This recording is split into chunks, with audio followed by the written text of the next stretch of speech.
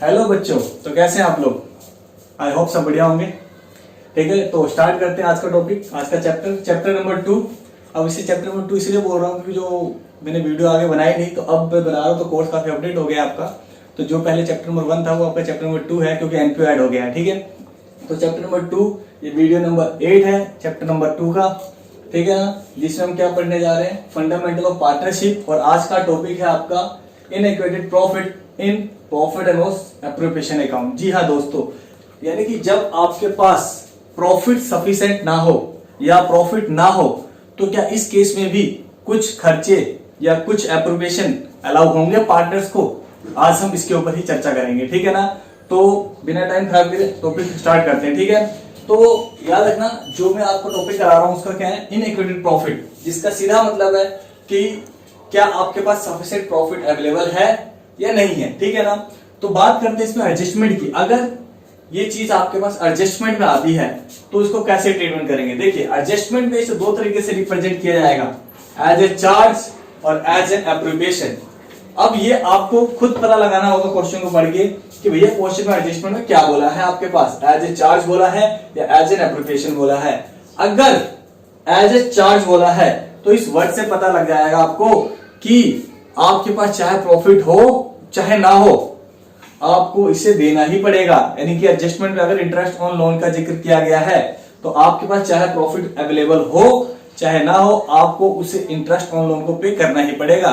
ठीक है ना, तो एज ए चार्ज जब वर्ड आपको होगा तो इसका क्या मतलब है, have to give in any cases even there if there is a loss. यानी कि आपको देना पड़ेगा अगर आपको लॉस हो रहा है तो भी। ठीक है, लेकिन अगर ये दे रखा है एज एन एप्रोप्रिएशन, अगर ये एप्रोप्रिएशन बोल दिया इसने, तो एप्रोप्रिएशन का मतलब होता है अपने बंदों को लेन देन करना। ठीक है ना, यानी कि पार्टनर्स के बीच में। तो इस चीज में क्या होगा, given only when is available. अगर प्रॉफिट अवेलेबल है तो देंगे, नहीं है तो नहीं देंगे। ठीक है, कहने का मतलब ये है कि अगर एप्रोप्रिएशन वर्ड यूज किया है उसने एडजस्टमेंट में, तो आपको वो तभी देना है जब आपका सफिशिएंट प्रॉफिट अवेलेबल है, ये जितना अवेलेबल है।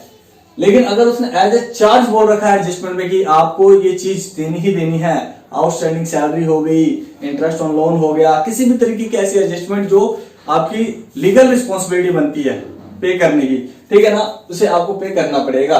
तो इन केस ऑफ लॉस भी आपको चीज करना पड़ेगा। ठीक है, अब बात करते हैं कि आपके पास प्रॉफिट तो है लेकिन सफिशिएंट नहीं है, इनइक्विटेड प्रॉफिट है। इसका मतलब क्या होता है, इसका मतलब मैंने बताया अभी, profit is available but acquired profit is not there.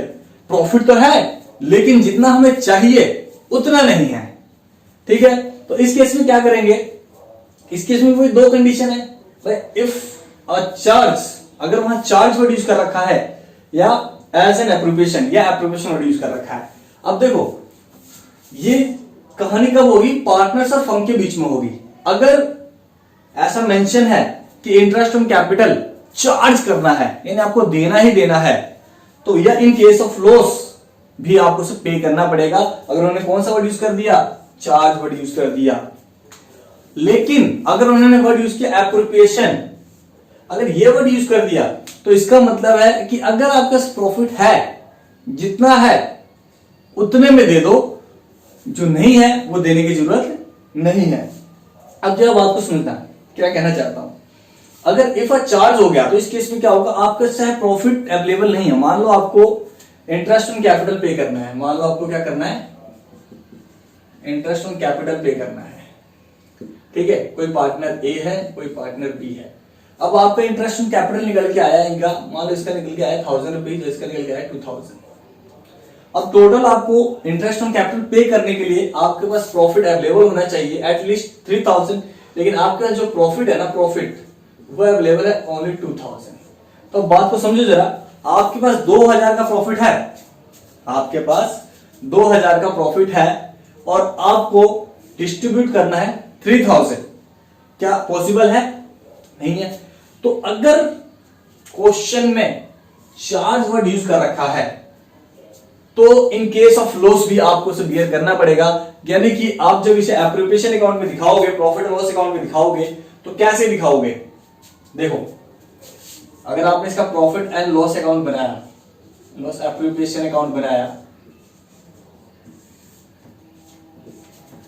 तो यहां पर दिखाओगे ना बाय नेट प्रॉफिट 2000।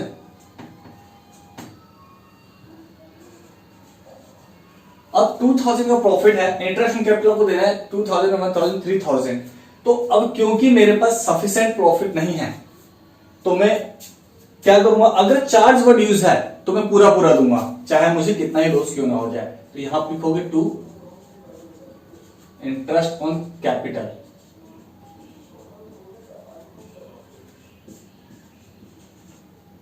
इस तरीके से आपका जो एप्रोप्रिएशन का बैलेंस फिगर निकल के आएगा वो क्या आएगा, लॉस आएगा 1000 रुपीज का। तो इसका होगा टोटल।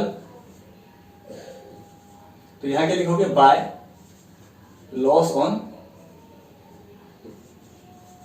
Appropriation A B. अब मान लो कोई भी रेशो होगा इनके बीच में 1:1, 2:1 मान लेंगे ना, 1:1 है तो 500 का लॉस ये बियर करेगा, 500 का लॉस ये बियर करेगा। लेकिन अगर ऐसा होता कि क्वेश्चन में बोला होता एप्रोप्रिएशन, यानी कि चार्ज वर्ड यूज ना करके वो एप्रोप्रिएशन वर्ड यूज करता, तो इस केस में कैसे करते, चलो देखिए इस केस में कैसे होता।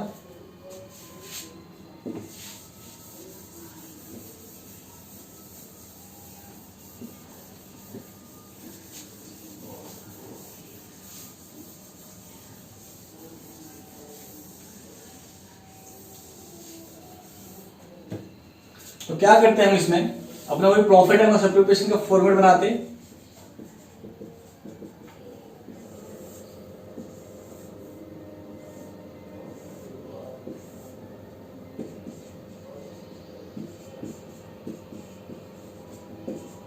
सबसे पहले हमारा प्रॉफिट कितना था 2000, तो यहां लिखेंगे बाय नेट प्रॉफिट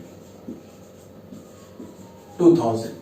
अब क्योंकि एक का जो इंटरेस्ट ऑन कैपिटल है, एक का 1000 एक का 2000 है, ठीक है ना। तो देखिए interest on capital A B, इसका 1000 था, इसका 2000 था और हमारे पास ओनली 2000 प्रॉफिट अवेलेबल है। तो इस केस में क्या करेंगे, इसका जो इंटरेस्ट ऑन कैपिटल का जो रेशियो निकल के आएगा ना, उस रेशियो में से क्या करेंगे, डिस्ट्रीब्यूट कर देंगे। तो अगर मैं इसका रेशियो निकालना चाहूं तो कितना आएगा 1:2। तो 2000 को 1:2 में डिस्ट्रीब्यूट कर दो तो आपको पता लग जाएगा कि ए को कितना देना है और बी को कितना देना है क्या। 2000 का 1/3, 2000 का 2/3, कितना आएगा ये, ठीक है। तो ये हमारे डिवाइड करके आ जाएगा कुछ 66.66 चलेगा, ठीक है ना। तो इसकी वैल्यू हमने मान ली 667। तो अगर मैं 2000 में 667 इसे दे दूंगा तो कितना बचा 1333, किसको मिलेगा, बी को मिलेगा। तो इस तरीके से जो इन्हें इंटरेस्ट ऑन कैपिटल दिया जाएगा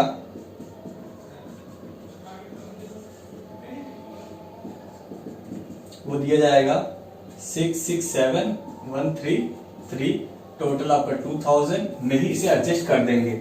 यानी कि कहने का मतलब ये है कि अगर आपके पास प्रॉफिट अवेलेबल है, सफिशिएंट प्रॉफिट अवेलेबल है, कोई दिक्कत नहीं, जैसे हम एप्लीकेशन करते आते हैं वैसे करेंगे।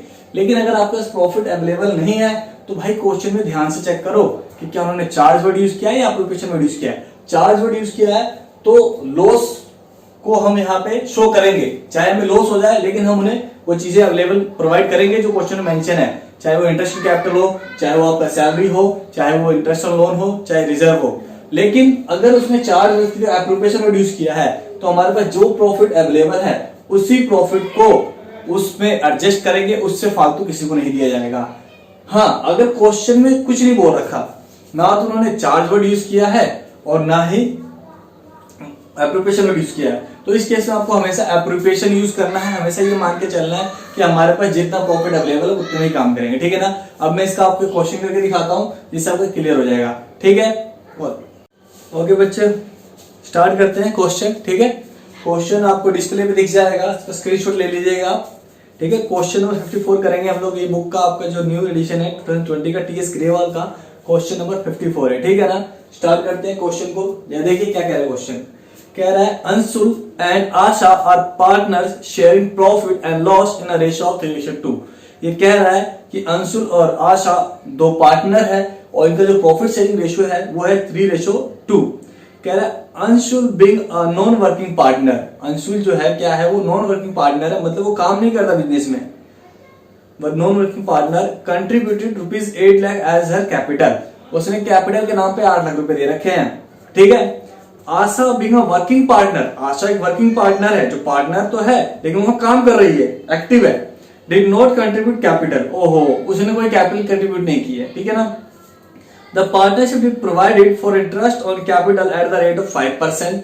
कह रहा भैया इंटरेस्ट ऑन कैपिटल देना आपको 5% and salary to every working partner at the rate of ₹2000 per month. और जो पार्टनर एक्टिव है, जो वर्किंग पार्टनर है, उन्हें 2000 रुपए महीने की सैलरी देनी है।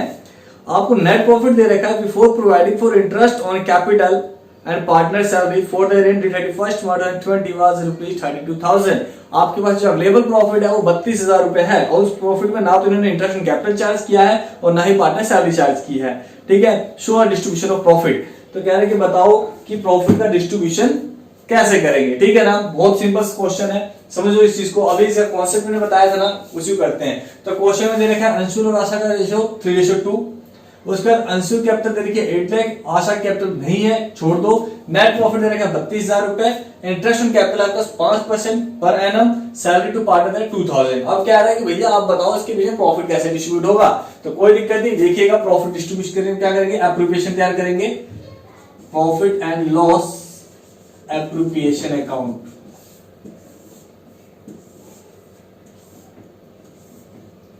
तो सबसे पहले बात करते हैं हमारे पास प्रॉफिट कितना अवेलेबल है, बाय नेट प्रॉफिट 32,000। ठीक है ना। अब 32,000 का प्रॉफिट है, हमें डिस्ट्रीब्यूशन शो करना है प्रॉफिट का, तो आ जाइए वर्किंग नोट में। वर्किंग नोट में सबसे पहले मैं कैलकुलेट करूंगा क्या, अंशुल का कैपिटल है ना, अंशुल इंटरेस्ट ऑन कैपिटल, ऐसे कर लेते हैं, इंटरेस्ट ऑन कैपिटल सीधा सीधा। तो भैया अंशुल की कैपिटल कितनी थी, 8 लाख रुपए। 8 लाख का 5% कितना होता है, 40,000। और ऐसी अगर मैं बात करूं सैलरी टू पार्टनर,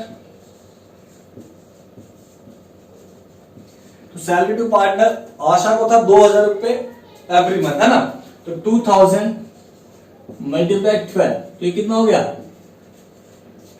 अच्छा एक बात बताओ, इंटरेस्ट ऑन कैपिटल इसका 40,000 बन गया, सैलरी टू पार्टनर इसका 24,000 बन गया।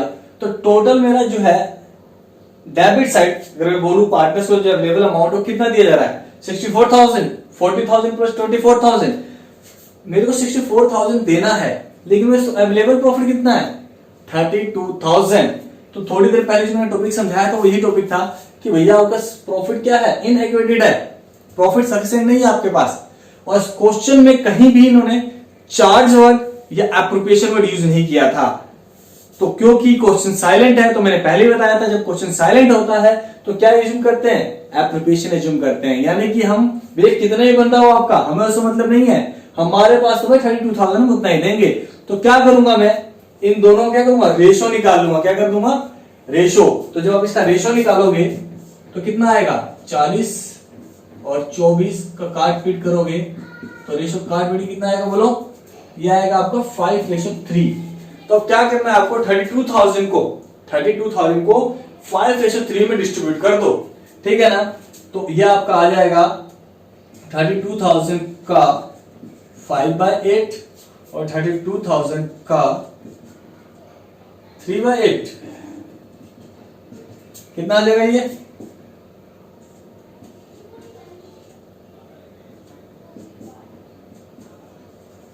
20,000 और 12,000। तो आप जो इन्हें दोगे टू इंटरेस्ट ऑन कैपिटल,